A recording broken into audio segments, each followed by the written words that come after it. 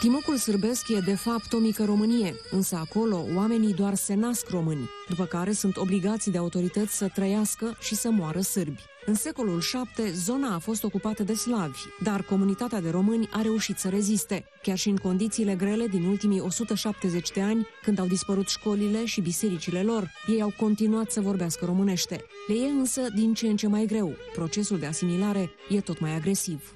Copiii nu știu sârbește până nu pleacă la școală, încă în majoritatea satelor, mulțumesc lui Dumnezeu, și merg an pregătitori ca să învețe limba sârbă și când pleacă clasa 1-a, le scrie la școală acolo că limba maternă le este sârbă.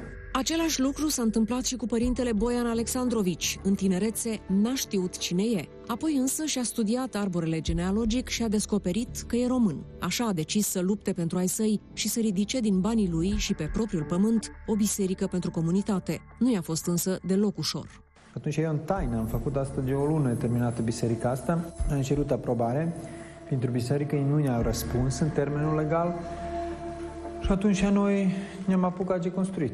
Când au văzut ce se întâmplă în Timoc și când au auzit că un preot român încearcă să reînvie spiritul comunității, autoritățile sârbe au intrat în alertă. I-au ridicat în cale obstacole, i-au refuzat aprobările, au venit cu decizie de demolare. Preotul nu s-a lăsat. Trebuie multă energie și mulți nervi și groși nervi că se puteți să ieșiți aici la căpătâi cu un lucru, pentru că sunt împegicături gen necrezut. După un timp au început să îi se alăture și localnicii, însă pe ascuns, pentru că le era teamă de represalii. Sunt și presiuni. Noi când am făcut-o, a fost chemați unii anonim de la telefon, nu s-a prezentat care a sunat și a spus: dacă mă ajutați la biserică acolo, o să perdeți pensie. Pe el l-au amenințat cu închisoarea și i-au făcut proces. Eu am fost condamnat cu pușcărie. Eu am transmis mai departe și să încem la Strasburg. Enervați, mai mari clerului sârbesc l-au scos pe părintele Boian din rândul preoțimii, însă el e mulțumit. Biserica lui, construită vreme de 8 ani, a rămas în picioare. E singurul lăcaș de cult românesc de pe Valea Timocului, singurul în care se poate sluji românește. E doar o picătură de apă dulce într-o mare sărată, spune preotul. Ar vrea să ridice mai multe, deși înțelege că pleacă iarăși la război cu sârbii, iar din România sprijin nu se știe dacă va primi. Sigur, până acum nu s-a făcut nimic, pentru că nici noi nu am insistat foarte mult. De ce? Poate ca să nu-i deranjăm pe frații sârbi. În restul Timocului, românii încă mai fac slujbe sub cerul liber. În bisericile sârbești, se pare, Dumnezeu nu știe românește. Ai noștri nu au voie să-și boteze copiii decât cu nume sârbești și nici să intre cu morții lor în biserică dacă vor slujbe în limba română. Biserica Ortodoxă Sârbă spune că și în Biserica Sârbă este loc pentru toți și pentru români. Este, dar știți în ce fel? Copiii se bocează cu nume sârbești. Avem exemplu unde o familie se cheamă Gheorghina, dar în carte scrie Georgia. Ori se cheamă Floarea, dar ea a trecut-o Țveta, a tradus numele. Inclusiv părintele Boian a descoperit că numele său de familie, Alexandrovici, a fost la origine Lisandru. Așa se duce politica de asimilare a comunității românești, prin transformarea numelor. Avem Furnighici, avem Frunzaverdici, Craina e plină de așa, și dacă vă duceți să-l cătați pe Van Barbu, tot n-ați știe care e Van Barbu și vă duce la casa lui, dar în carcea el e trecut Iovan Barbulovici. În paralel cu ofensiva bisericii s-a deschis și un front politic. Din cei peste 300.000 de români din Timoc, doar 4.000 au fost înregistrați ca atare. La ultimul recensământ, majoritatea au fost trecuți în acte ca sârbi sau vlahi. Lună, lună și voi stele,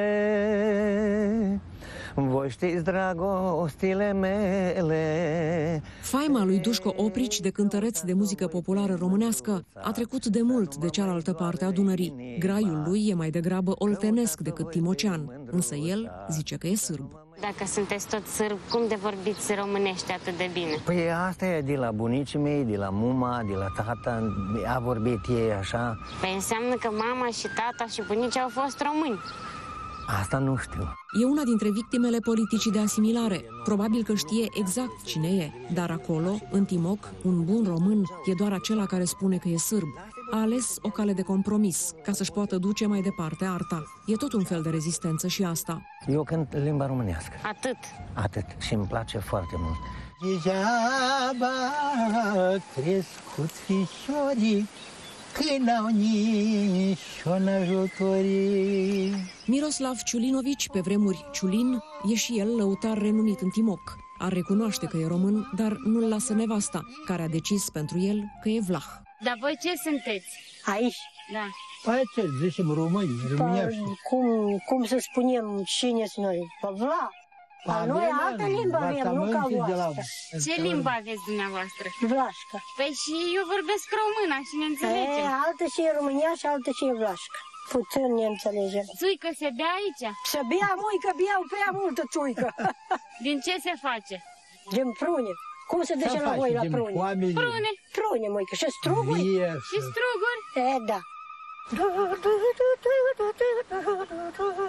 Slobodan Markovici, în schimb, se declară deschis român. De copil m-am pomenit că suntem români. Asta ne-a spus ai noștri, ai bătrâni, că suntem români. Însă nici chiar el nu a rămas neatins de asimilare. Cum a fost numele dumneavoastră? Moșu Marco l-a chemat. Marcu. Marcu.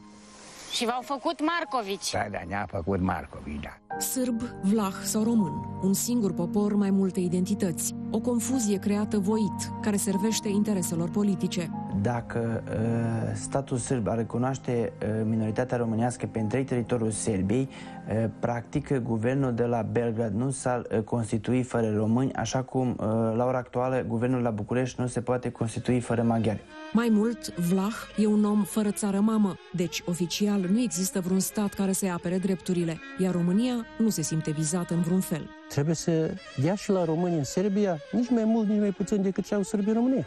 Din păcat, nu avem o colaborare bună cu România. Așa că autoritățile de la Belgrad decid după bunul plac identitatea românilor din Timok.